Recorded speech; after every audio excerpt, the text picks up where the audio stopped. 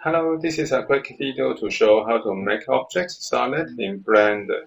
This is default scene in Blender. I will use the default script to make it solid or say make it hollow. Now I want to show it clearly. I switch to X-ray mode and I want to show the one frame. Now to make it solid, make sure that select the object and go to Modifier Properties. And then we can add a modifier and go to Generate. We can choose Solidify. Okay, and then we can have the thickness. We can increase the thickness.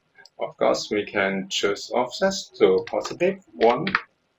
I will keep it in -1.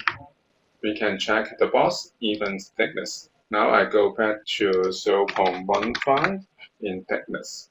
If we are happy with this shape, we can go to Solidify and apply the modifier. So this is how we can make objects solid, or say how we can make objects hollow for 3D printing by using Blender.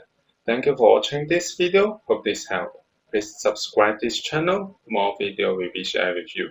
I'm CJ Ian. See you in the next video. Bye bye.